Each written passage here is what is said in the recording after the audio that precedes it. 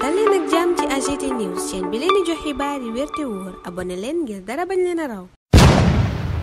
AGT News. Bismillah daleen ak jàmm ci AGT News yéenekaay yu bari taxaw seetlu gi njiitu réew mi Bassirou Diomaye Faye def gannaaw juróom-ñeenti weer yum jiite Sénégal lanu xëye Walf Quotidien na diagnostic bu alarmant la def moom président de la République rawatina ci finance publique maanaam koppari réew mi wàllu koppar sax mu ne état bi daf ci am fi mu ne jafe-jafe yu rëy journal bi laaj ndax du président Bassirou Diomaye Faye dafay waajal askan woowa ci ñàkk mën a fay gu état bi dëkkmal maanaam défaut de paiement réew mi quotidien na lu mu ci mën a doon daal l'alerte inquiétante yéenekaay bi ne li président Bassirou Diomaye Faye wax war naa ëlëm ku ne ndax nee na état bu Sénégal ngi ci contrainte budgétaire yu rëy amul benn daanaka marge de manœuvre Ousmane Sonko ne ngir yorin wu sell nag fi mu ne nii tolérance zéro ci la ñu dugg bañ fale président Bassirou Diomaye Faye léegi maanaam lu soxal luubal àllu askan wi Ousmane Sonko nee na duñu ca baal kenn lenn Le Quotidien xëy ci marge de manœuvre googa président Bassirou Diomaye Faye ne amuñu ko ci wàllu koom maanaam yëf yi daa teeng ba yegg ci lool ca boobaleb journal moom njiitu réew mi mu ne gannaaw juróom-ñeenti weer yum doxal nguur gi seetlu gi doy na waar te raglu lool marge de manœuvre budgétaire moom nee na daanaka amatul ci Sénégal l'info yi tuddee loola constat alarmant du président Diomaye waaye ci gëti tribune Diomaye daa wone la jug Ousmane Sonko ca boobaleb yéenekaay Pape Malick Ndour naan leen jooytu gi moom jaru ko yéen doxal leen rek ngir yëf yi dox nag rawati nag ci wàllu yorin wu sel di bonne gouvernance publique Sud Quotidien ne président Bassirou Diomaye Faye joxe na recette am démb ca jam ñaaju ba muy jiite conférence des administrateurs et managers publics journal bi ne sàkku na ci administration booba ñu doxal rigueur ci lépp lu nuy def new deal technologique it yéenekaay bi ne danañu ko sumb ñaar fukki fan ak ñeent weeru février bi ñu dëgmal journal bi ne ñu ngi jëmit ci taxawal agence de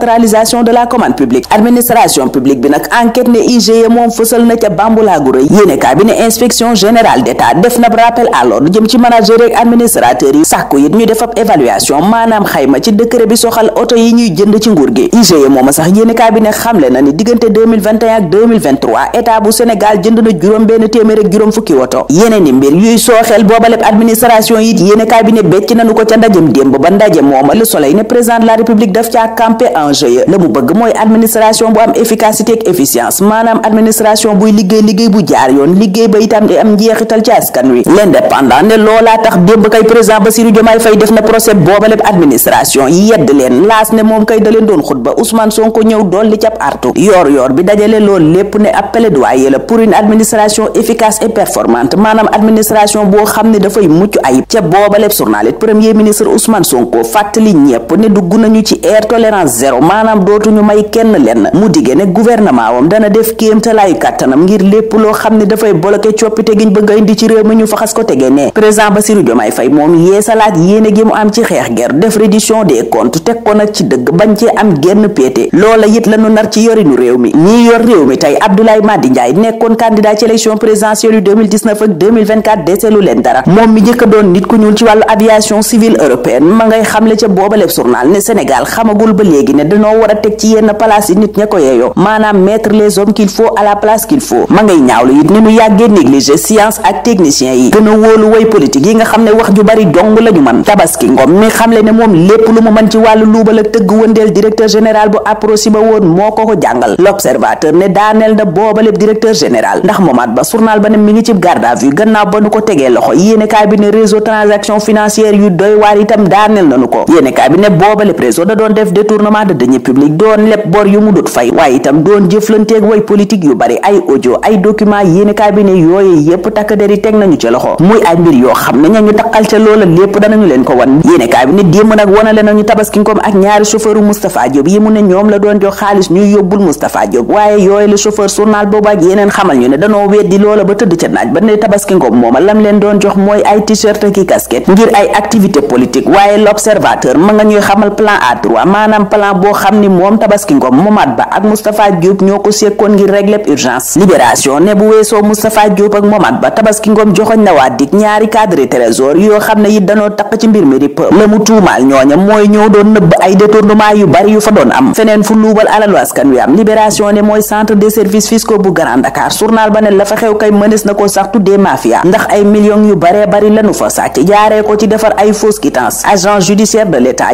yéenekaay bi ne porté na plainte ab agent d'assiette sax tegagum nañu ko ca loxo. Libération ne scandale yu ni mel nag du fa guleet ndax amoon na fa 2009 amati fa 2014 waaye lépp dañu koo nëppal ba mu sedd. waxtu woowa ca Les Échos Babacar Gaye di yàbbi dëgg yu tàng jër ci mbiram Farba Ngom mu ni Farba Ngom mooma du leen lu dul victime chasse aux sorcières. Ousmane Sonko nag mu ne mooy buur di bummi mooy def lépp ci état Pastef bi ñu noppee taxawal. Babacar Gaye dolli ci ne Macky Sall nag mooy ki nga xam ne moom la état Pastef gii teg gët maanaam lii lépp ngir jot Macky Sall képp la. Macky Sall mooma enquête ak yeneen yéenekaay xamal ñu ne ma ngay waajal ab tontu maanaam riposte ci li nu koy waxal yépp. journal ba ne te ku may wël yooya kàddoog yooya tuuma ca kanamu yoon la jëm. Farba Ngom mi yoon sàkku ñu yëkkati mbalaanu kiiraayam yéenekaay yu bare ñu yëgal ne tey jii la ko commission ad hoc bu assemblée nationale convoqué ngir mën koo déglu. Le Quotidien gis ko moom Farba ci incertitude gannaaw convocation commission ad hoc booba. Lat Diop moom l'info dinu xabaar ne fanweeru janvier bii ñu dëkmal ca la ñu koy déglu ci nu mu gën a xóote ci dossier ba ko yóbbu kaso. Abou Diallo chroniqueur ca Sen TV mbaadu dem kaso. L'Observateur ne en tout cas jege na lool mandat de dépôt ndax démb gannaaw ba ñu ko dégloo ca cybersécurité ba noppi police bu plateau la fanaani fii ak loolay leer laas ma nga nuy yëgal ne Omar Sow ak Ardo Ñing it convoqué nañu leen. journal ba ne moom kay saltan dëgg ci la yooyele chroniqueur ne ñi ne ci yoonu Nicaragua jëm Amérique l'éveil ne ñooña it menace bu rëy ga ca ñoom ak Donald Trump mi ñu samp démb te mu fas yéene songu immigration bi delloo si képp ku mu jàpp ne teguwoo ci yoon te nga ne ca Amérique googa. ñu dellu si ci Sénégal ñun ak la dépêche mi ñuy xamal ne révision ordinaire ci liste électorale yi daanu ko door benn fanweeru février bii ñu dëkmal. Tribune moom di ñu xamal ci wàllu tàggat yaram ne nawetaan ya aj nañu ko ca yëmbal gannaaw ba benn supporter faatoo ca demi-finalu zone 1 bu yëmbal booba. record moom dem ak ñun Saudi Pro League yëgal ñu ne Al Khalij ak Al Nasr ñooy laale bu 14h50 jotee Sadio Mané mu tàkkat journal ba ne ñu bari ña ngi koy yaakaar gannaaw booba lépp jongante ñu taxaw foofa ñun ñaanal leen kenn dal ak jàmm dig daje ëllëg incha allah.